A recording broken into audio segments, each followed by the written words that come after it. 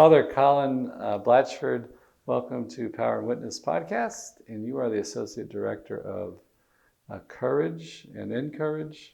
And let's give a quick thumbnail of what those two groups are. Sure. Courage International was founded in 1980.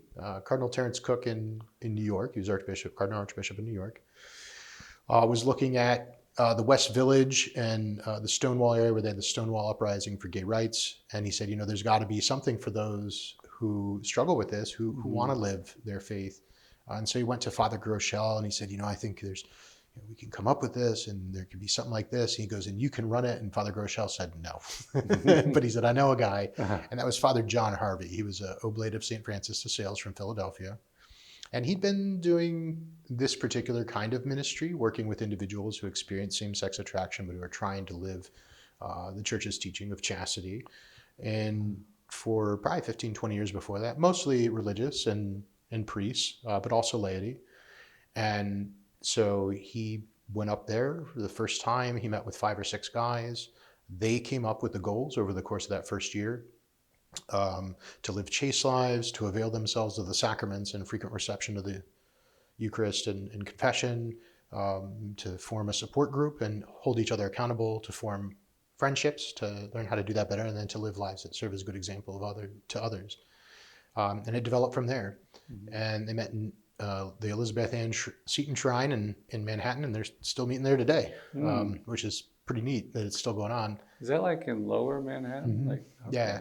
Wow. Yeah, it's a cool little church if you ever get a chance. But about 7 years into that, so 1987, there were a number of parents that had been reaching out, and Father Harvey had been working with them individually.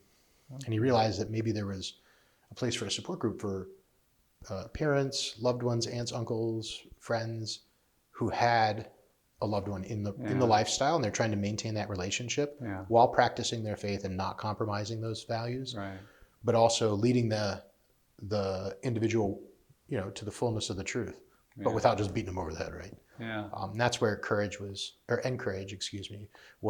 that's when it was founded. And they also have 5 goals, and they kind of mirror the goals for Courage. And it's, you know, to learn more about the struggles that the individual has, to avail themselves of the sacraments, to help their family members and friends understand the reality that individuals who struggle with this are going through, but also, you know, what the church teaches, to offer that support to each other, and then, you know, to make sure that the person that they're in relationship with that's in this lifestyle knows that they're loved and cared for.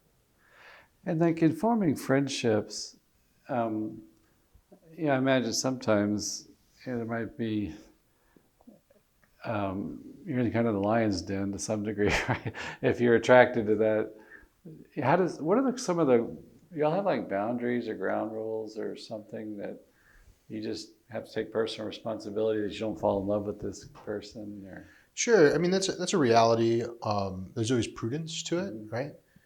But I mean, we're created to be in a relationship. That's you know, let us create man in our own image and likeness. So we're not going to get out of that. You can't live a solo life.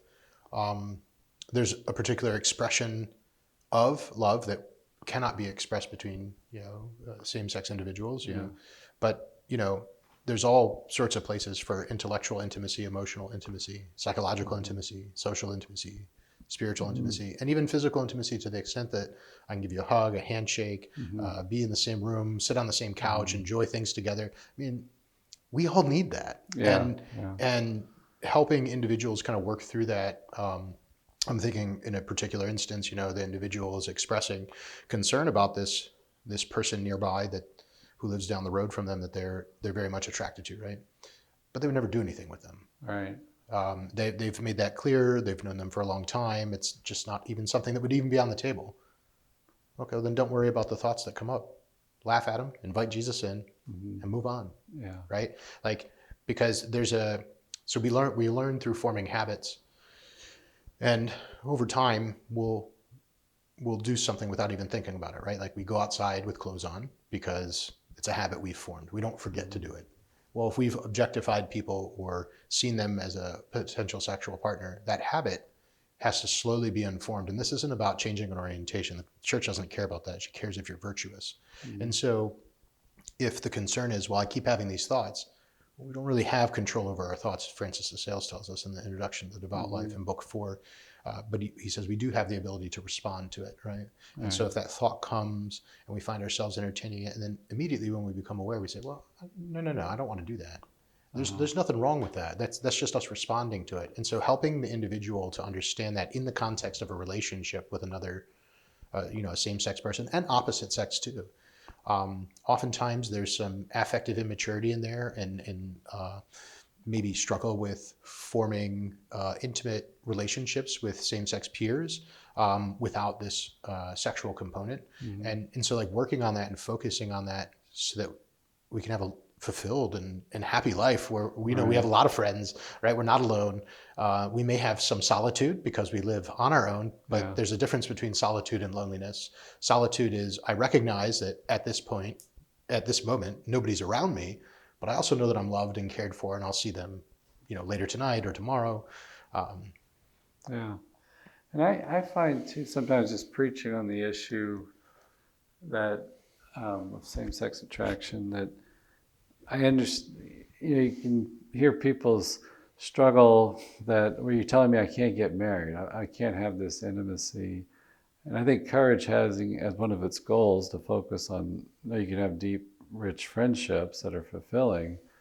But what do you tell like a person that's same-sex attracted and say, well, you're telling me I can't get married, I got to be alone, quote unquote, rest of my life.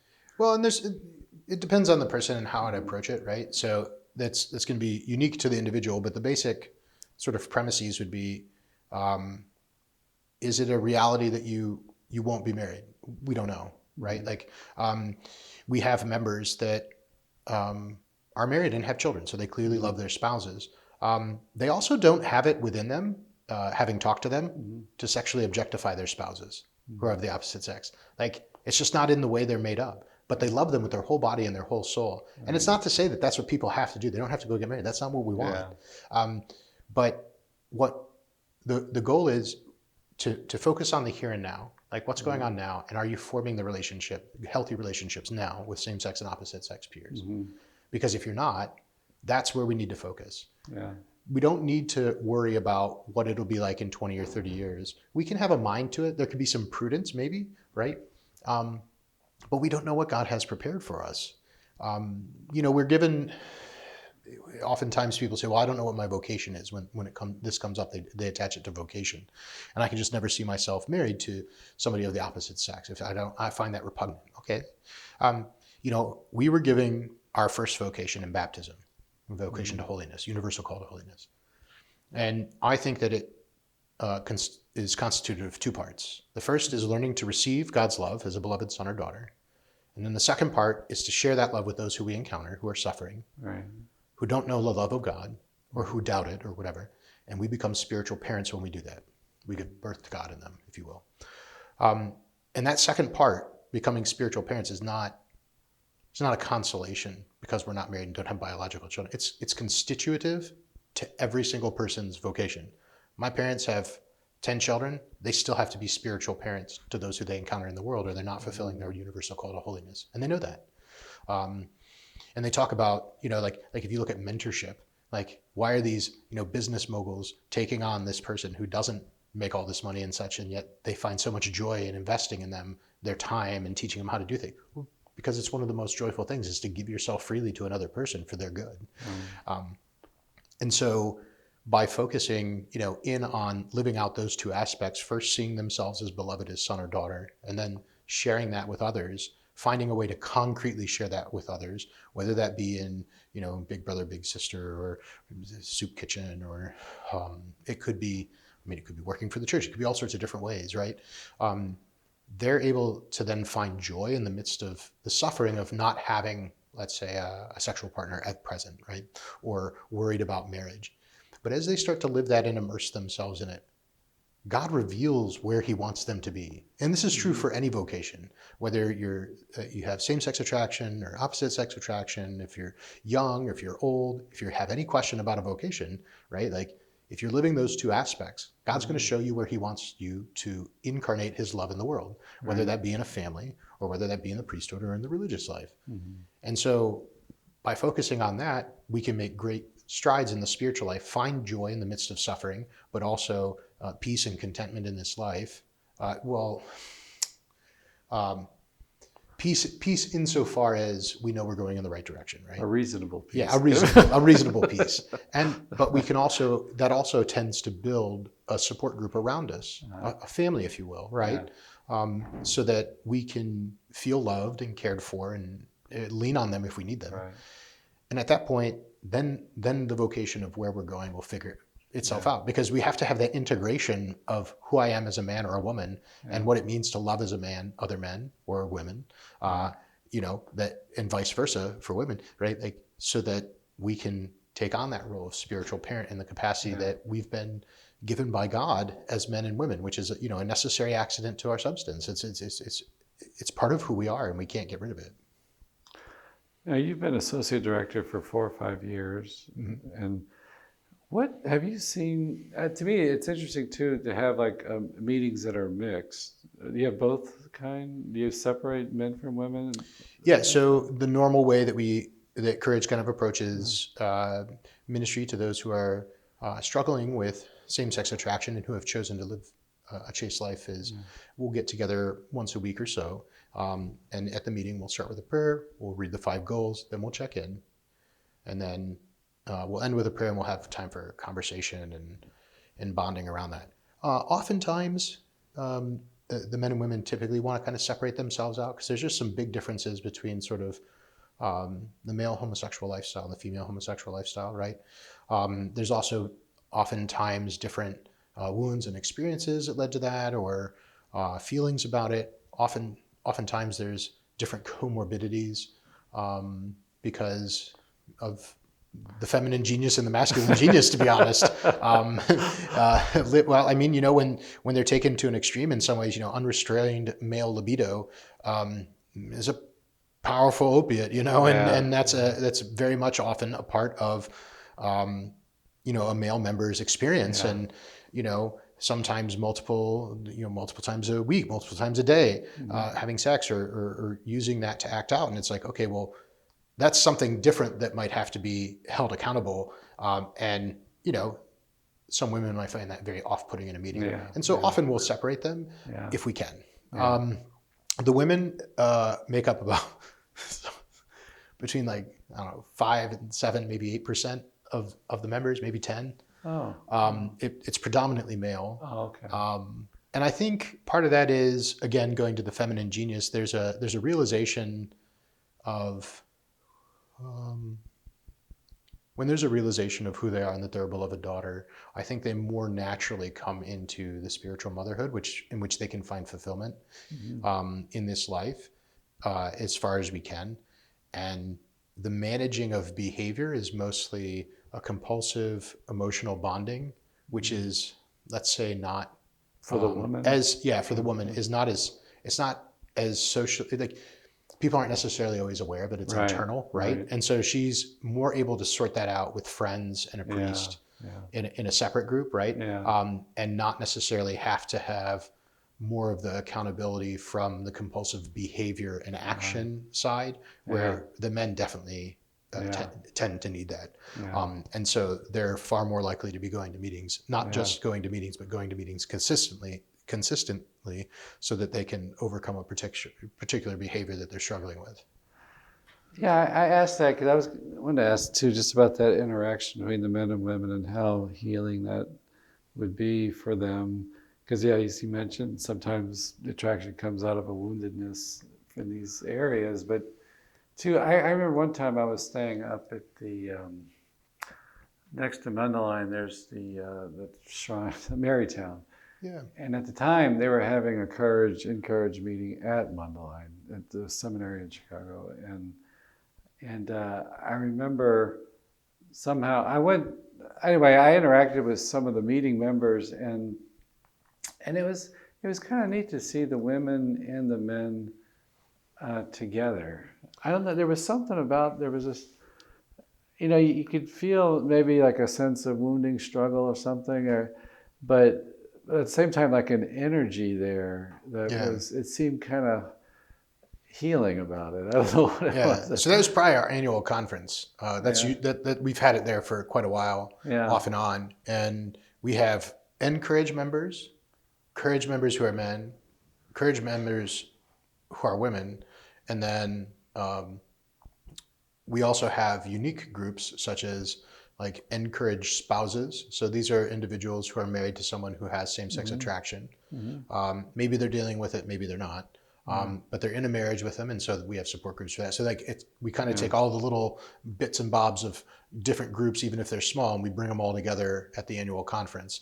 And wow, there's a great camaraderie there, not just because they get to see each other in their little groups, but because they get to look around and go, "We're not alone." right, right, Even if a parent whose child is transitioning and kind of living that way, right? They still find solace and camaraderie and support in work, being with parents whose children are in the same-sex lifestyle, or individuals who have experienced same-sex attraction but are able to speak to the pain that hmm is going to be somewhat similar to what their child's going through, feeling unloved and insufficient and things like that.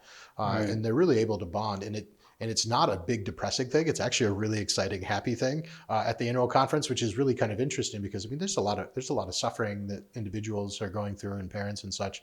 And rather than it becoming something dour, it becomes something joyful, yeah, which is really yeah, kind of interesting when you think about yeah, it. I mean, obviously with mass and all that kind of stuff each day, and confessions and adoration, of course, but like just being together and sharing those things, a burden shared is a burden halved. yeah. And And I would think too, just it gives people an opportunity. Suppose you have some kind of male wound or feminine wound or something, um, that you could be in these kind of settings and experience some healing, right? That yeah, you're maybe normally would not be together. You wouldn't have these kind of yeah, friendships or deeper friendships with the opposite sex. yeah. I would think that could be a healing thing. Well, and in the same sex too. I mean, like, and it's not even in like as academic or intellectual as like, well, I've seen where this lack is and how I view myself as a Mm, man or as a woman, and so I seek out this. mm, No, no, no, no, no. Like they just enjoy each other's company, yeah, and they find a joy of life in that, and they continue with that relationship, and the Lord heals when they're yeah, not looking, right? right, They're right. not necessarily digging through all these Yeah, things, yeah, but rather just living life, yeah, a Christian life based around virtues yeah, and recognizing the good of the other person. yeah, Um, and I think that does more than any sort of psychotherapy or anything. And I would never, yeah, I wouldn't recommend someone to do, psychotherapy for change of orientation or gender stuff. It's like, no, no, no, no. Let's talk about fear and anxiety if you need to. That's fine, uh-huh, right? uh-huh. We just need to live a virtuous life, Mm, and the Lord will sort everything else out. We all have yeah, questions and struggles, and that's okay. And that's a reality. We also have the ability to freely choose how we're going to act. yeah. And so we can help balance those things and seek those things if that's what you want. I remember when I was in seminary, like in '02 or something, Father John Harvey came and spoke at the seminary. And the one point I remember him making that struck me was, we speak of same sex attracted persons. And he said we don't identify people as to their sexual orientation, Yeah. right? And Adulterers, thieves. yeah, Paul can do it. We don't. yeah, Actually, Paul doesn't even really do it. Paul speaks of the actions. Yeah. Anyway, go yeah. ahead. Yeah, it's true. He does. Yeah, it's an action thing. Because that's what I always hear. Like in even some movements in the church, it's like they're kind of seem like they're just dying to reinforce this identity. And to me, it's like, well, if this is your identity, ultimately, why not act upon it, right? If Yeah. this is who I am, and that's what I always hear. It's kind of like this litmus test for orthodoxy or something. That I've heard in different stuff going on today, but. Um, so that's still maintained, encouraged. Not, Yeah. I would say um, I would caution against just using that as a litmus mm-hmm, test because there's a couple of groups that have kind of grown up. One's at Steubenville, Integritas, and then Eden Invitation. Um, and there's, I'll say it this way. I mean, obviously, I'm a little biased because I work for Courage, but I'd say Courage is kind of the old person on the block. But then again, we came from members who had removed themselves intentionally from a lifestyle and then sought to work on overcoming some of those things. And they had the guidance of a spiritual father. And so there's a little bit,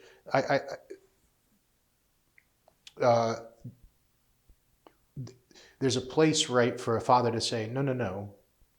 Just because you lied to me, you are not a liar. You made a mistake. Yeah. You're more than that, right?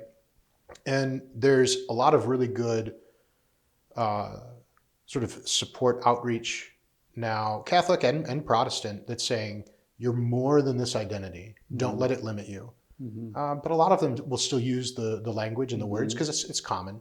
And part of the reason why Courage has been, I don't want to say strict, but has been so aware and clear in that, or at least I try to be.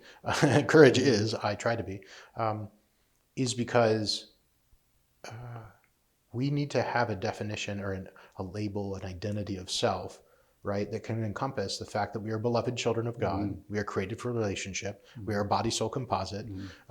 We are made to live a life of virtue. We are made to be fulfilled in vocation. Like, all these different things have to be able to fit in that identity. Otherwise, it's not sufficient to define us. And it might be a good tool to move forward. Speaking with a young person who identified as asexual, it turns out that and non-binary, it turns out that the young lady was exposed to modern pornography, which is very sadomasochistic and unnatural things. And she said, well, if that's sex, then nobody will ever do that. And I will never be married and I will never have a family. It's like, okay, you're using the label to try and wrap your mind around something that never should have happened. I'm really sorry that happened. It's okay if you need to use that label to move and protect yourself. Just know that it'll probably change when you fall in love and get married and want to have kids. And that's okay. And the non-binary, well, uncomfortable with, she was uncomfortable with her body. And in this case, she asked to speak with me, and her parents were with her. And she said, well, I don't really feel comfortable. Well, you're going through puberty.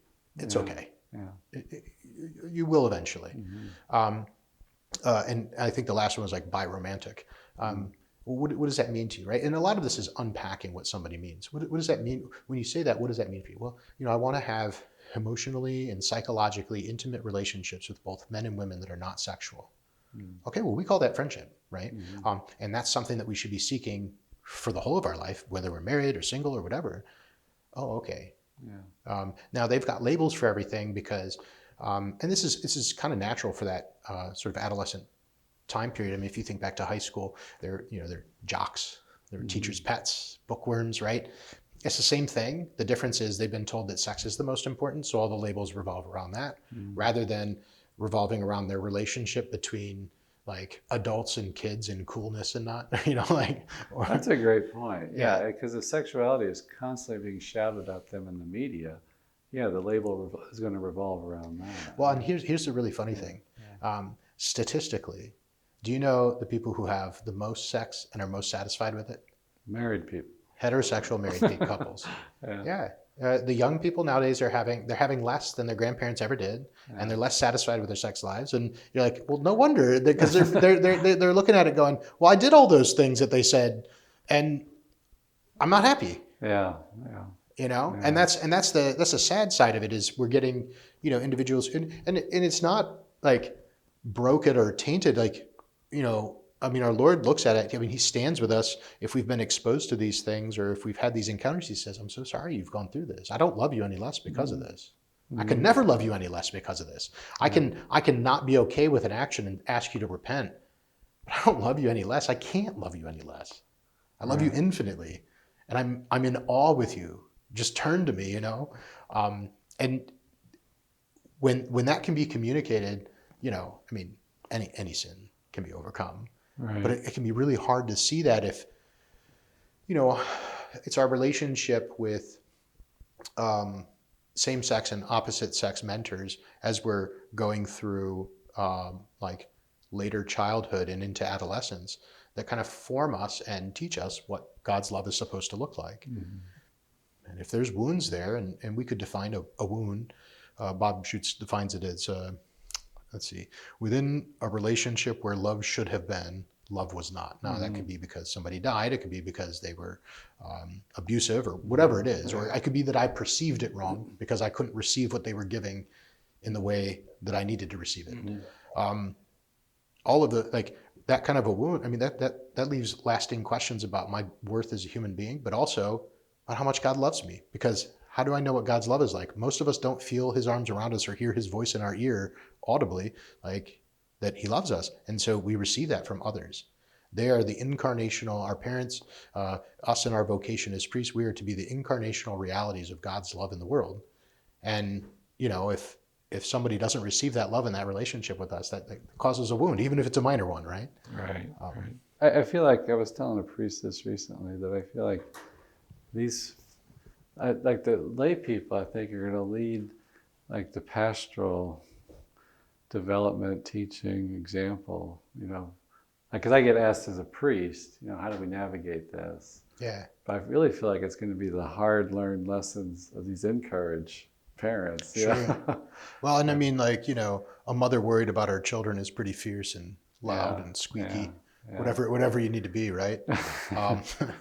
I think you're right. Well, I mean, if you look at the history of the church from a very wide lens of, you know, 2,000 years, about every 500 years, there's, if you will, you know, there's a church of, let's say, institution or power that gains power, and then it gets a little too close to the secular power and it loses authority. And as it's doing that, what rises up is holy people, a church of piety, if you will. And we can see that kind of happen again and again. Last time was roughly around the Protestant Revolution, so I think we're looking for another one here soon. And it's not a program, right? It's not a top-down thing. It's people who have said, I must get to heaven. I'm not going to make any excuses.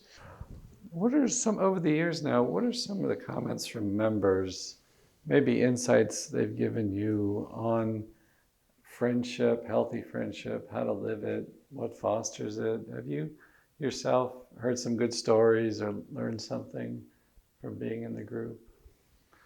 You never know where that friendship's going to come from, to be honest.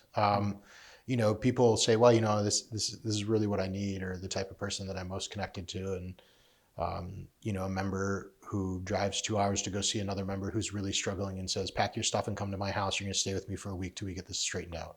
Yeah. And they're like, I barely even know you. Like, we're going to get this taken care of. Yeah. We both have a background, you know, like something like that. You're like, well, that's crazy. And then they become the best of friends, and they have like very different personalities and interests and everything, but they're bonded over this. Sometimes it's people that have very similar, you know, likes. But it's always united around this desire to grow in virtue, though. Yeah. And I would say, especially, at least for the men that I've talked to, I think of one member who, older in life, maybe in his 70s, started going to daily mass after he retired, and so for about the last 5-6 years or whatever, and just recently had knee surgery or whatever, and he would get coffee after mass with a group of guys, and they called him up, you know, we really missed you. When are you going to be able to join us? We hope you get better soon. Shattered his world because he belongs with a group of men now. Yeah. It took that long, though. I mean, he's been encouraged for 30 years. Yeah. You know, and so like, and that wasn't one friendship. That was a friendship with a group, right? He had good one-on-one friendships with people, and he still had some real struggles. But here he is. You know, it just kind of opens up the eyes. As far as a lot of it is being able to be truly vulnerable with the other person, open and honest, like full honesty. And for our members especially, right, as they're trying to grow in that holiness with each other, to be open and honest within their relationships with each other, to say, you know, I'm feeling this way, and I know that that's because of this habit, right? But I'm letting you know that so that you can hold me accountable, and so that, you know, we don't, you know, it doesn't, I don't let it keep going, so that I remove it, the secrecy from it, and bring it to the light, so that this is no longer something I have to be ashamed of. Yeah, that's powerful. Yeah, to unite people. Yeah, if you can bring out stuff that you've been ashamed of your life, and then some other person can understand it. Man, Yeah. that's strong. And I would say Yeah. that's one of the more powerful parts of meeting consistently. And that's why, like with courage, for the individuals who are struggling, we tend to meet once a week if we can. Mm. That's the ideal, Yeah. to kind of build those things and work through them. I remember interviewing a woman that she became Catholic, but in the Protestant church where she was at, the pastor would say, people go where they're loved. Mm-hmm. And I've heard this from parents too, that they're trying to bring back a teenager maybe that's getting involved in the lifestyle, and it's like they found one in particular. I'm thinking of it's on the internet, right? They found this niche Sure. spot that they were accepted and quote unquote experienced love, I guess. But um, and I think it's a powerful message for us trying to help others, right? Sure. We sure we're giving the love message, and we have that kind of acceptance, and that's got to be at the heart, right, of helping people live Yeah. chaste lives. Well, and I think that's something that we can preach on regularly too. Is like what love really looks like, Yeah. right? Love is not about me feeling good. Mm-hmm. Never has been, Yeah. right? Sometimes I might get it, but like, Yeah. I mean, like I mentioned, my parents had 10 kids. There are plenty of times they got up and they're like, right? Yeah. And how many married couples wake up and look over at that person next to them and go, damn it. Or maybe not that far hard, but like, but then they go about their day loving them and serving and pouring themselves out for them. That's love, Yeah. right? Yeah. Not, well, there's nothing you could ever do that's wrong, right? We might smack a child's hand when they try to touch the burner on the stove because it's going to harm them. Mm-hmm. It doesn't mean we love them less, right? We can't, like, for the parent who loves their child, they can't and they won't love them less because they do one thing wrong or 10 things wrong or 1,000 things wrong. They can be disappointed in an action or in a choice. They don't love them less. Right. And so God doesn't love us less either. And there's that Yeah. perception, there's that lie that, well, if you reject any part of me, you reject me completely because I am my feelings. It's kind of that modern sort of twist on the moralistic therapeutic deism of modern sort of post-Christian culture, where I am my feelings, and so if my feelings cannot be heard, then you are rejecting me. And how many years ago it was like, it really doesn't matter what my feelings are. I just need to go take care of work, right? And that's actually a sign of affective immaturity, right? Of a lack of emotional intelligence. That's intelligence. Those are the buzzwords in business. Like the emotional intelligence in some really is okay, I'm feeling this emotion, happiness, sadness, anger, whatever, and I'm going to hold it to the side. I recognize that you're feeling something and you have some desires and thoughts that you want to bring out, and I'm going to be able to attend to that. I'm actually going to help you actualize that while not bringing my feelings to bear on it. Right. Yeah, that's emotional intelligence.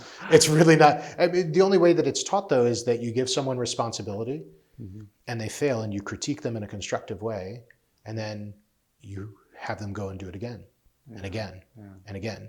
And there's been a lot of hamstringing of not letting adolescents learn those things. Then how can they get a summer job with and all these other things where they struggle to get a summer job and they're not given responsibilities, and at what point does mom let them ride their bike around the neighborhood? And it's like all these kind of things build up, and then being online as well, right? Like if I'm not getting likes, I'm not feeling good. It's like, well, that's not love. In fact, that's really just a dopamine response to a training scenario. Like it's not actually going to make you happy. And so when we confuse pleasure and happiness with each other, happiness being that feeling of joy or rest. There's a Catholic psychologist, Conrad Bars. He's since passed away. His daughter has continued his legacy, but he speaks of affirmation versus approval. Affirmation is that feeling that you have when you're loved for who you are, not you did a good job on this test, and so I love you, right? That in some way that's approval, right? Or if you do this, then I approve of you, right? But rather, it doesn't matter what you do. Yeah. And it doesn't matter whether you succeed or fail. I love you either way. Right. I'm proud. You might say something like, I'm proud that you're taking this seriously as they're studying for the test, right? If we want to keep down on that example. And what most of these people are seeking is actually affirmation, because affirmation doesn't require you to do anything or provide me with anything or to change anything. I just love you for who you are. Yeah. And that's how God loves us. He doesn't make mistakes. Right. And we don't have to change things. And we can have questions and concerns and doubts and all these worries. But in the end, we are loved. And I think that's the aspect I think that culture is going to have to pick up to go full circle back to where we began with these individuals, these parents, right, that have struggled with this. They're the ones that are going to, like, they've gone full circle and they're loving in that way. And maybe their kid isn't in their life anymore, right? Because, you know, they've rejected them or whatever, or they feel rejected rather. But they start to love the people in their community that way because that's how they're living. And if you love people in your community unconditionally, that affects them. And that in turn affects them who they love, right? And so, like, I think that's how, you know, if I had to really kind of go full circle with it, I think that's how it's going to happen is, like, the individuals encourage, they learn it. They learn how to do that unconditional love, and they have their struggles of compulsion. The parents and encourage don't necessarily have struggles with compulsions per se, right?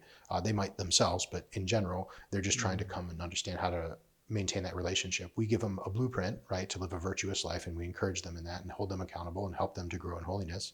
And as they grow in holiness, they love those in their community, especially those who struggle with this because they have children that do. Not in the sense of like, oh, we'll have a cookout and invite everybody with same-sex attraction, right? But in the sense of, you know, if they know, like, somebody at the parish, right? They just love who they are. They don't care what their orientation is. It doesn't matter. And so whether that person has a same-sex or opposite-sex orientation, right? Like, or struggle, right? They're able to just be loved by them. Yeah. Which then affects how that person interacts within the parish. And so when our members are in a parish and there's, you know, people say, well, you know, how do we help them? How do we let them be in the parish?